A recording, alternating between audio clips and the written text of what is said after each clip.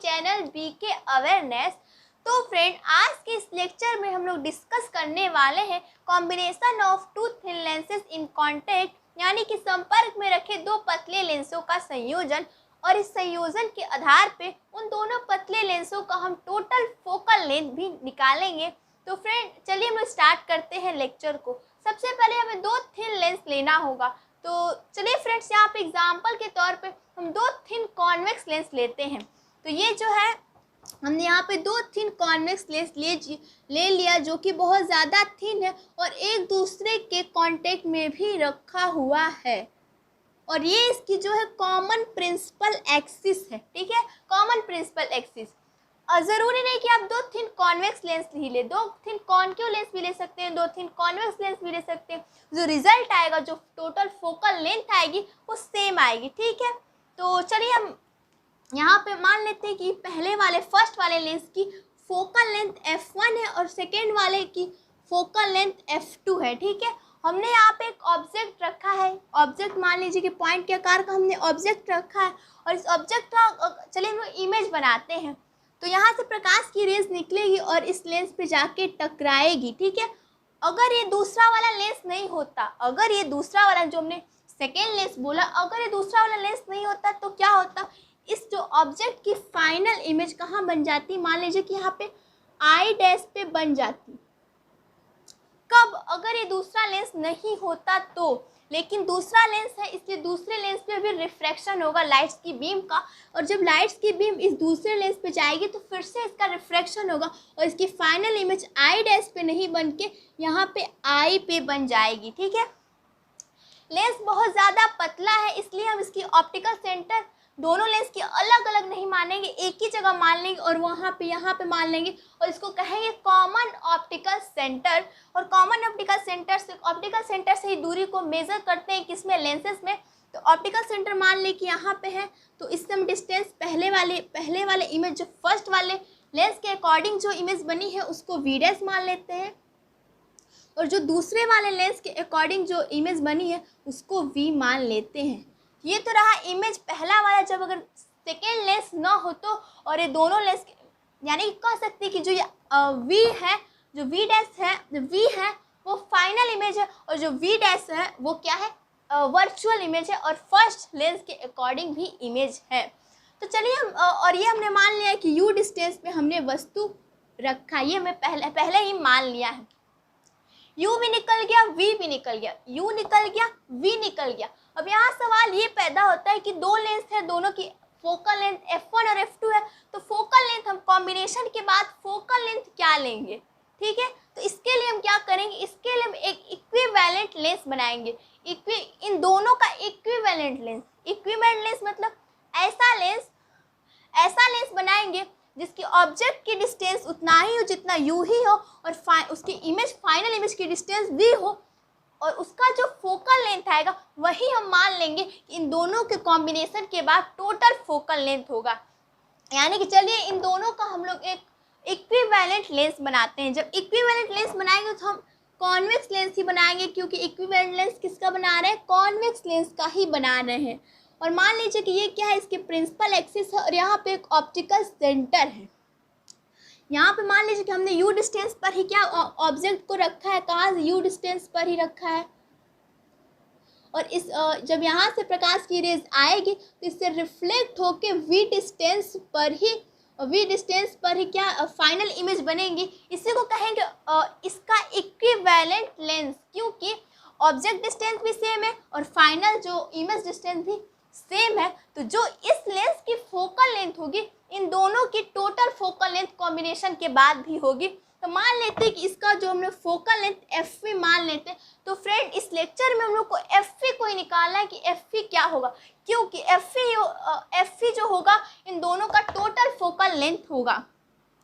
तो चलिए फ्रेंड, हम स्टार्ट करते हैं, डेरिवेशन को स्टार्ट करते हैं। स्टार्ट करने के पहले हम यहाँ पे देख रहे हैं कि फर्स्ट और सेकेंड लेंस दोनों में रिफ्रैक्शन हो रहा है। तो चलिए फ्रेंड्स, फर्स्ट लेंस पे थिन लेंस फार्मूला यूज करते हैं। Thin lens formula first lens में थिन लेंस फार्मूला यूज करते हैं। पर उसके पहले हम लोग जान लेते हैं कि थिन लेंस फार्मूला होता क्या है। थिन लेंस फार्मूला होता है 1/v minus 1/u is equal to 1/f। ठीक है, यही होता है थिन लेंस फार्मूला।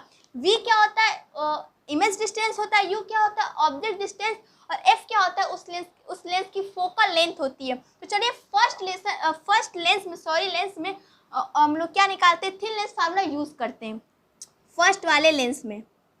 तो फर्स्ट वाले लेंस में आप लोग देख के बता सकते हैं कि इमेज डिस्टेंस क्या होगा। फर्स्ट वाले लेंस में इमेज डिस्टेंस v डैश होगा, क्योंकि पहले वाले लेंस के अकॉर्डिंग कोई इमेज यहाँ बना है, क्योंकि अगर ये लेंस नहीं होता तो इस वाले लेंस के अकॉर्डिंग इमेज यहाँ बनता, तो इसलिए फर्स्ट लेंस के according image distance v dash होगी। तो इसको कर लेते हैं v डैश। ठीक है, और ऑब्जेक्ट तो यहाँ पे हम यही मानेंगे, क्योंकि इससे हमने ऑब्जेक्ट डिस्टेंस u माना है। तो फर्स्ट वाले लेंस के लिए ऑब्जेक्ट डिस्टेंस क्या हो जाएगी, ऑब्जेक्ट डिस्टेंस u हो जाएगी। और फर्स्ट वाले लेंस का हमने फोकल लेंथ पहले ही f1 मान रखा है। तो चलिए फ्रेंड इसमें अप्लाई करते हैं। Image distance v dash minus 1/ object distance u is equal to 1/ focal length पहले वाले लेंस की f1 हमने मांगनी है।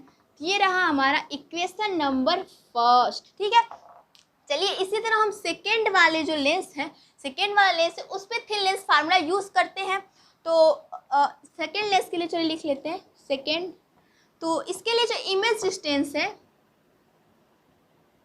जो फाइनल इमेज डिस्टेंस होगा वही दूसरे वाले लेंस के लिए इमेज डिस्टेंस होगा। और फाइनल इमेज आई डैश पे बना, और आई डैश और optical centre final image I पर बना है। तो उस आई की हमने ऑप्टिकल सेंटर से हमने डिस्टेंस को v माना है, यानी कि इमेज डिस्टेंस सेकेंड वाले लेंस के लिए क्या होगा, v होगा। और ऑब्जेक्ट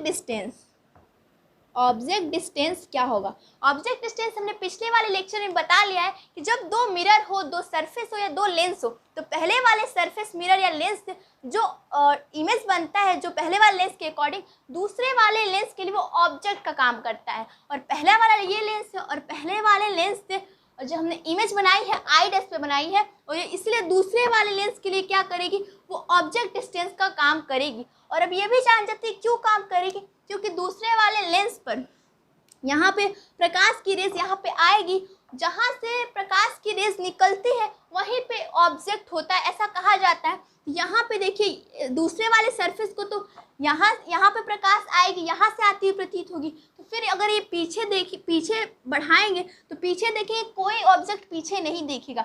अगर इसी हम लोग डिस्टेंस को, इसी प्रकाश की रेज को अगर आगे बढ़ाएं तो यहाँ पे हमें आई डैश पे एक इमेज दिखेगी, तो इसी को हम लोग दूसरे वाले सरफेस के लिए ऑब्जेक्ट मान लेंगे। यानी दूसरे वाले के सरफेस के लिए जो ऑब्जेक्ट डिस्टेंस होगी वो v डैश होगी, यानी ऑब्जेक्ट डिस्टेंस क्या हो जाएगी, v डैश। ठीक है, चलिए थिन लेंस फार्मूला यूज करते हैं, उसमें लगाते हैं।